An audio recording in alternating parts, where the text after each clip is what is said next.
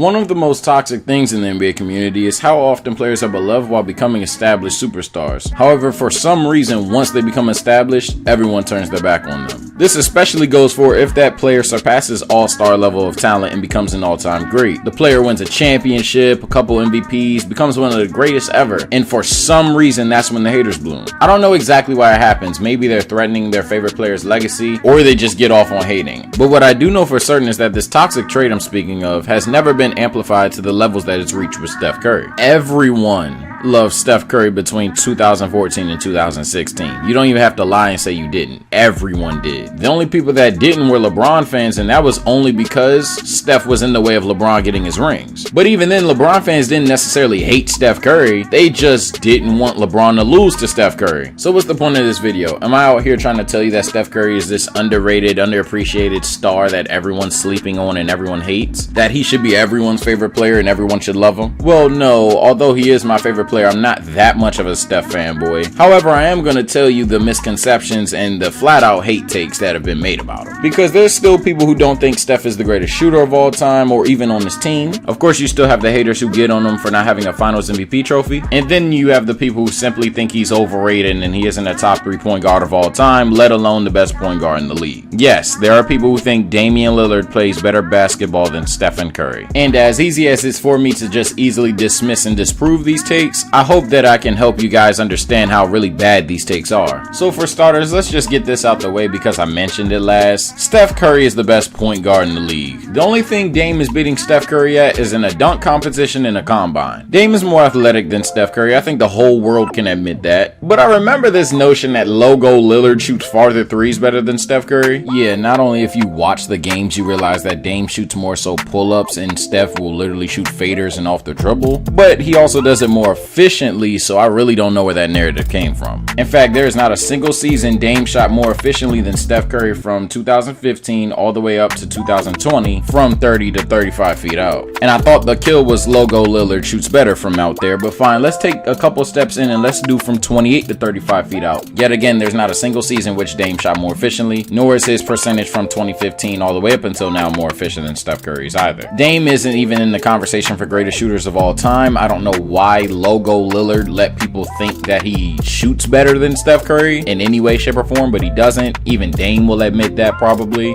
So let's relax. And I think it's safe to say I don't need to compare career accomplishments and statistics, because come on, man. It's not that Dame is bad, but Steph Curry is simply one of the most skilled basketball players of all time, let alone today, let alone at his position. And while I'm taking care of the subjects that don't need a lot of time, let's talk about how Steph Curry is seen to be not the greatest shooter of all time, or at least by the people who want to add their own complications like, oh, spot up, I'm taking Ray Allen or Reggie Miller. Or I've even seen people say that Ray Allen and Reggie Miller in these situations would do what Steph Curry's doing. Furthermore, I've seen people say Klay Thompson is the better shooter. First of all, a bigger YouTuber by the name of Rusty Buckets pointed this out, but I just want to reiterate the point. A hypothetical situation doesn't devalue what a player in that situation did. Saying Reggie Miller or Ray Allen could do what Steph Curry is doing doesn't make Steph Curry a worse shooter. You do realize that, right? Furthermore, you're wrong because they can't, couldn't, and probably never would be able to. There isn't too much of a sample size to check from the 38, 20 feet out between Ray Allen, Reggie Miller, and Steph Curry, but if you believe any shooter in history, let alone spot-up shooters, shoot better than Steph Curry from 35 or 30 feet out, feel free to keep your head canon. I'm not going to argue with you at that point. You're untouchable. But for those who can recognize that Steph at least is the greatest shooter from 30 feet out, what makes you think he's a worse shooter closer to the line? Or at least those shooters are better than Steph Curry closer to the line? I've even heard that if Reggie Miller, Klay Thompson, and Ray Allen shot the same amount of threes as Steph Curry, that they'd be more efficient, which doesn't make any sense, but okay, I'll show you. Curry's worst three-point shooting seasons definitely took place between 2016 and 2018. In the 16-17 season, Curry shot 41.1% on 10 three-pointers a game, and in the 17-18 season, Curry shot 42.3% on 9.8 three-pointers a game. Might I add you that he was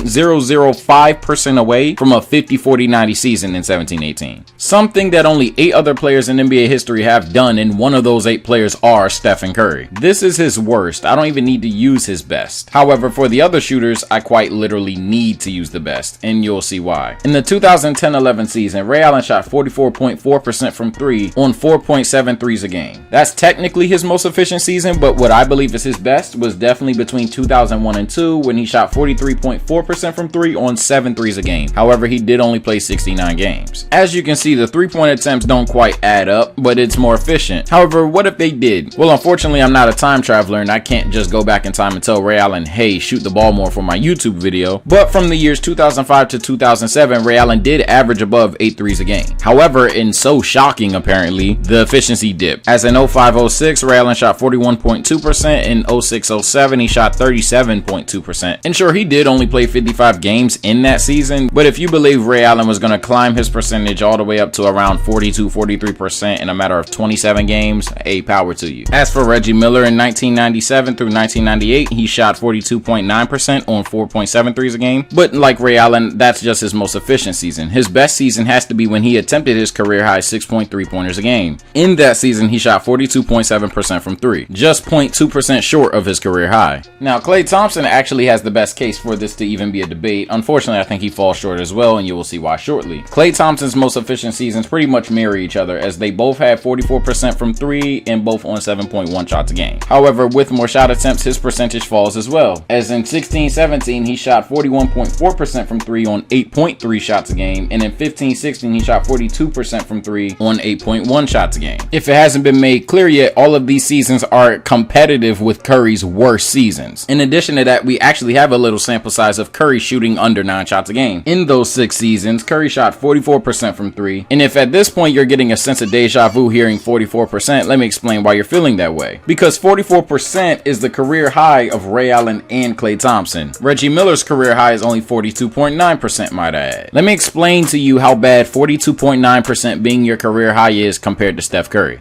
In the other 5 seasons that Curry actually shot above 9 threes a game, Curry averages 42.6% from 3. Reggie Miller's career high is only 0.3% better than that average. And to wrap this subject up, let me make it very fair for Steph Curry so we understand the gratitude of this situation. Steph Curry, above or below 9 3-pointers a game, has a better 3-point percentage than the careers of Klay Thompson, Reggie Miller, and Ray Allen. I understand everyone has to have their hot take or their implications to make one player better than another, but please stop the cap, bro. It's gone on for far too long. Now, I think it's safe to say that Magic Johnson is the greatest point guard of all time, and there's no comparison for anyone else in that spot. And as much as I love the Steve Nashes, Jason Kidds, Oscar Robinsons, Penny Hardaways, all that stuff, for real, it's not even a lot of people saying Curry's not better than any of the players I just mentioned. However, the notion that he's not a playmaker, therefore he's not a better point guard, that only works if you count passing or being a point guard or playmaking in general as racking up assists. Because to keep it short, Curry is the most dangerous person in NBA history without the ball. His presence alone is playmaking. Dude walks past half court and gets double teamed. Have you watched Warriors basketball games outside of just hating the Warriors or Steph Curry? They get open layups, dunks, other shooters just because they don't want to leave Steph Curry open. And sure, players like Kobe, Kevin Durant, all those guys get double teamed, but I don't think you guys understand how bad it is when you're guarding someone 40 feet from the basket, let alone double teaming them. And then once you factor that Curry's actually a good passer and a really selfless superstar, at that point you really expose yourself for not watching the game of basketball. In fact, you probably have John Stockton as a top 3, maybe even the best passer of all time, when really if you take a good amount of your time to sit back and watch the Jazz play back then, wasn't the case at all. Not that he was a bad passer, but definitely wasn't a top 3 passer of all time. The talent clearly wasn't there. Last but certainly not least, the finals MVP thing. Now the ones with Kevin Durant, I concede Kevin Durant should have had both. Curry could have had it in the 2018 finals, but that game 3 really did hurt his chances, and honestly speaking, Kevin Durant was so efficient in that series, I'd give it to him. But in 2015, Steph Curry was robbed of a finals MVP. I think we all admit that, and we're just being petty at this point. Stephen Curry was clearly the best player on that Warriors team. And to really call it what it is, Iguodala got the You Guarded LeBron James award. He did play phenomenal defense, and he did basically double his stat line from the regular season, but doubling his stat line was still worse than Steph Curry. And when the fuck did y'all start caring about finals MVPs to this level? Because my favorite player of all time is Kobe Bryant, and nobody's about to tell me that Kobe's rings with Shaq don't count. Shit, I hate the fucking team, but in 2008, Ray Allen averaged 20 points. Paul Pierce won that finals MVP, so Ray Allen's ring doesn't count, right? Or D Wade in 2012, or Tim Duncan in 2014. No, that's just stupid and inconsistent. Hell, y'all count Kawhi's ring from last year when the Warriors were borderline a B team.